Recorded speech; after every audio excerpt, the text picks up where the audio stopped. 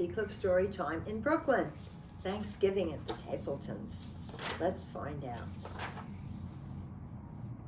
Thanksgiving's, is the Tappletons' big day. It's, for the Tappletons, it meant family. It meant Mr. and Mrs. Tappleton and Jenny and Kenny and Grandma and Grandpa and Aunt Hedda and Uncle Fritz. And most certainly, of course, the turkey and the trimmings. Well, it was still dark when Mrs. Tappleton lit the oven and took the big turkey out of the fridge. Just then, someone knocked at the door. It was Mike, the milkman. "Good morning, Mrs. Tappleton. I brought you some eggnog for the holiday." Well, as Mrs. Tappleton reached for the eggnog, the turkey slipped from her hand, and on a warmer day, no problem. But this was Thanksgiving Day, and it was quite cold, and the steps were covered with ice. Before she or Mike could even think, the turkey had slithered down the steps into the pond. Oh no, hurry, hurry, stop that turkey. Oh no, right down into the pond. It bubbled out of sight. When Mr. Tappleton came down for breakfast, he took a sniff. I don't smell the turkey cooking." "Of course you don't smell it cooking. You have a cold." I don't think I have a cold." Mrs. Tappleton shook some pepper, and her husband sneezed. "Yes, see, you do have a cold." Well, after breakfast, Mr. Tappleton put on his coat and he headed down to the bakery to buy the pies. And when he got there, he saw a huge line. It was very crowded, and the line reached out onto the sidewalk, and Mr. Tappleton hated waiting on long lines, so he went into the diner for a cup of coffee. And by the time he got back, the long line was gone, and so were the pies. No pies left. "Oh no! Could you give me 2 empty boxes?" 2 empty boxes, they said. Yes. All right, back home, he handed Mrs. Tappleton the 2 empty boxes, but she didn't know they were empty. Mrs. Sims prides herself on those light pies. Well, Mrs. Tappleton set the table, and she said, "Kenny, make the salad." Oh, Kenny's face grew pale because he remembered there were no vegetables, no lettuce in the crisper in the fridge. He had taken them to school to feed the rabbits.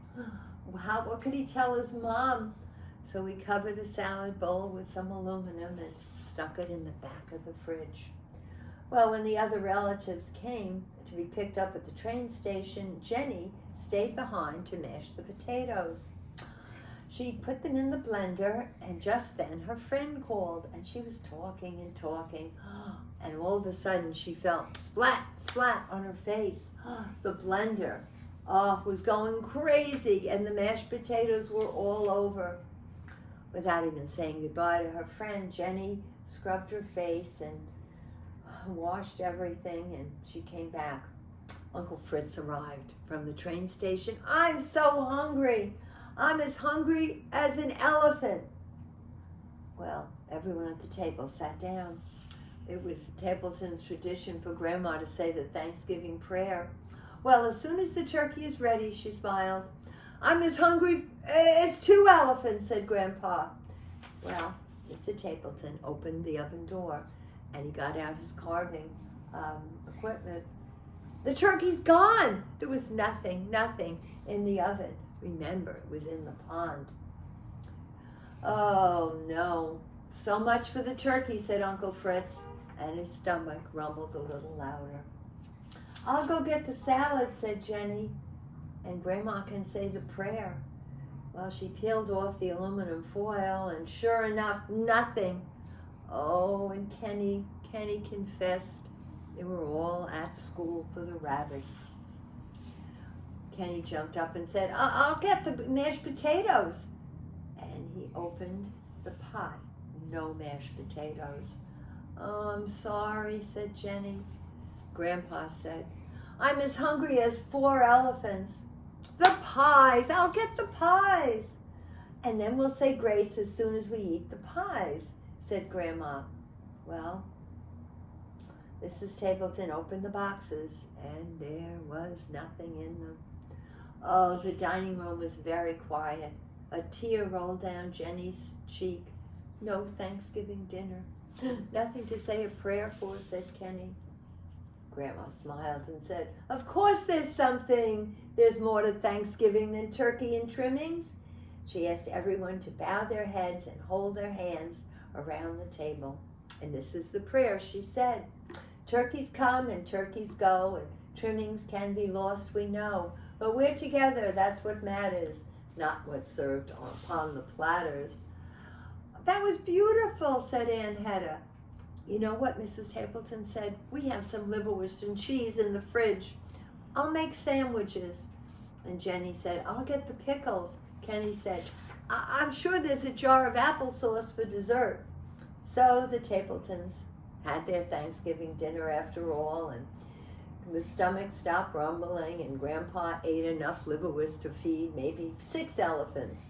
In fact, everyone had plenty to eat, but most of all, they had each other. Oh, what a great story. We read that every year. We have a wonderful, wonderful, wonderful friend that we're going to wish a very, very happy birthday. It's our friend Juanita.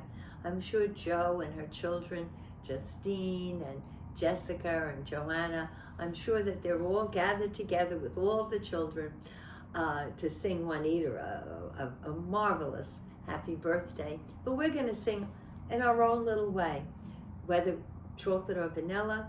We'll do a quick survey of the votes. It's Molly and Alice and Jolene and baby Teddy and baby Harry, all the way from Woodstock.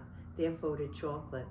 For the vanilla, we have Riley and Ben and Bevy and Henry. And I think that might be it. And if that's the case, it's a chocolate cake for you, Juanita. Let's go. Happy birthday to you. Happy birthday to you. Happy birthday, dear Juanita. Happy birthday to you. That was such a lovely, lovely story and a lovely song. Thank you, Ariel. And thank you, cameraman Dan. And remember, I love you all very, very much.